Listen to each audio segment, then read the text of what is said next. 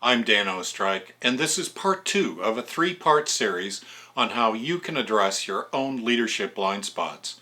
In this segment, I'll discuss what feedback best helps us discover what we may not yet know about ourselves. In part 3, I'll outline 8 principles you can use to gain and apply that feedback effectively. To begin, you recall from part 1 that blind spots can be described by 2 vectors. On one vector is the seriousness of the blind spot behavior, and on a second is a leader's resistance to learning about and changing that behavior. From the chart, it might look like the worst situation is when blind spots are both highly serious and serve to block the leader's awareness. This would be at the upper right-hand corner of the chart, and that's correct. Yet those tough issues also tend to be obvious ones that attract strong action. In many organizations, these are the leadership problems that get fixed first.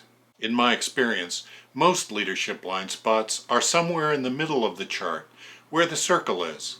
Here, over time, they become corrosive to any workplace. In fact, it's here in the middle where blind spots may cause the most stubborn leadership problems simply because they may be more tolerated and therefore long-lasting. So what can we do? In particular, how do we personally address what we don't know about our own impact? I believe there are 3 core skills to be mastered. First, learning to ask for feedback directly and personally. No surveys, no 360 questionnaires. We need to overcome our natural awkwardness about asking other people about our blind spots and for feedback generally. Second, we need to learn to put the brakes on our immediate defensiveness when we hear something inconsistent with our self-concept. We need to calm down, get curious, and create a dialogue based on better questions and more openness. The third skill is listening deeply to the data that we receive from others. We must reflect and compassionately confront ourselves with what we hear from other people. It's especially important to notice adverse patterns in how others perceive and respond to us. So it's clear that feedback is necessary, but before we talk about principles you can use to gain and apply that feedback, which I'll do in part 3, it's vital to know what kinds of feedback will help us most. I'm going to explore 4 types. The first type of feedback is about our behavior. It's difficult to enact change without knowing what others see and hear from us that might be getting in the way. Behavior is the stuff that can be put on video. The closed door, the look on a leader's face, that sarcastic tone of voice, stuff that's visible and hearable, and especially that shows up as a pattern in our actions and demeanor. For example, a leader I knew had the habit of coming to each of her staff members on Friday afternoons to ask whether there was any work left hanging that she, the leader, could take off their hands and do over the weekend for them. This was a pattern of behavior, something anyone could see and hear happening. If we wanted to, we could put dates and times next to it. It's concrete and it's observable by anybody. The second type of feedback we need is about the conclusions the people draw about us because of our behavior. It's what our behavior means to them. Frequently, this has to do with perceptions of our character, motives, or personality as a leader. In the case of the manager who took work from her staff on Fridays, people did not see this as a strength or kindness. They saw it as part of a pattern of her being self-sacrificing, a bit of a martyr, and maybe also a little manipulative, guilt-tripping them. Those were the conclusions, and staff did not feel good about them. So first there's behavior and maybe a pattern of our behavior, and second there are perceptions and conclusions that others make regarding what this behavior says about us. These perceptions may or may not be entirely true or fair, but knowing what they are is absolutely essential to understanding the nature of a leadership blind spot and its effect on other people. The perceptions are the story that explains the behavior, a story that is often shared among staff or colleagues whenever our behaviors complicate the work or create mistrust. In the case of the leader who took work from her staff, she thought she was doing people a favor and being generous, but the truth was that people felt belittled by it. As a consequence, they tried to prevent it from happening, often working longer hours on other days without compensation so that they wouldn't have any work to pass along on Friday afternoons. The whole process felt dysfunctional, eroded the leader's reputation, and added to a work environment where people already felt a little victimized. Understanding this made it so much easier for the leader to quickly change this practice. A third kind of helpful feedback has to do with the impacts of a blind spot, impacts of the behavior, and impacts from what that behavior means to others about the leader. I actually just shared that for the manager who took away work, but let's walk through another example. During a conversation with the senior team of a telecommunications company, the president confidently voiced how a big, important project for a key company client would come in on time and on budget. When asked about whether he was sure about that by one of the vice presidents, he again asserted the same thing, this time even more strongly.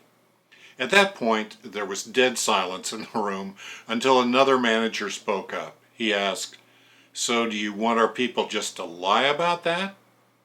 So here's the two parts of the feedback.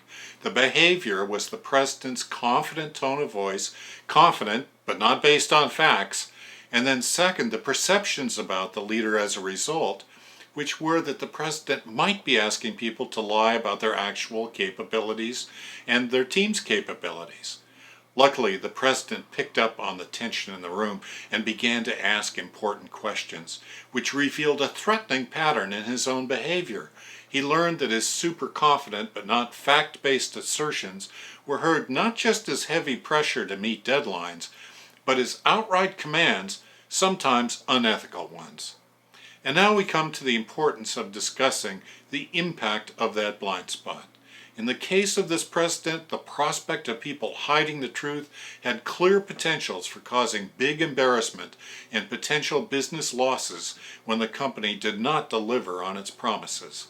It was vital that this was an open, discussable part of the dynamic, so that the president could experience the gravity of his personal style and blind spot.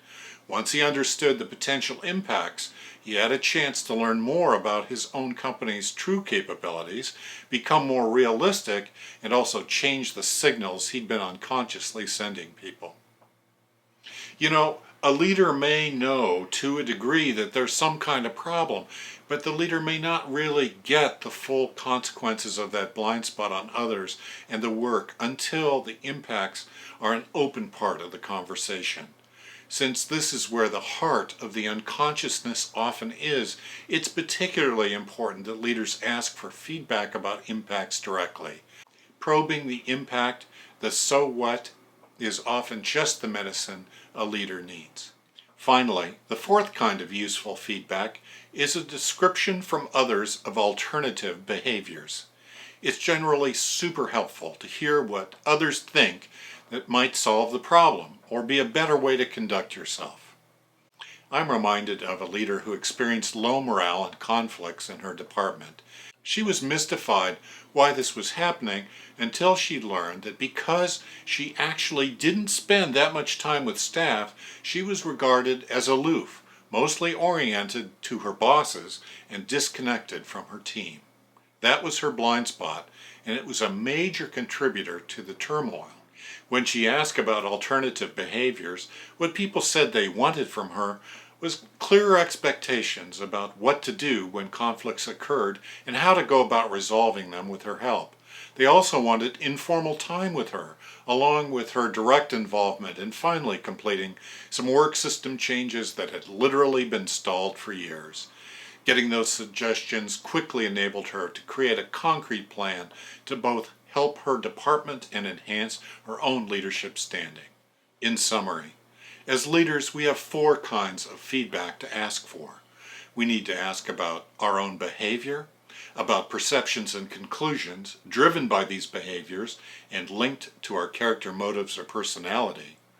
We need to ask about impacts of our behaviors, and finally, alternative behavior and actions. Each layer helps us understand a little more about the nature of our blind spots.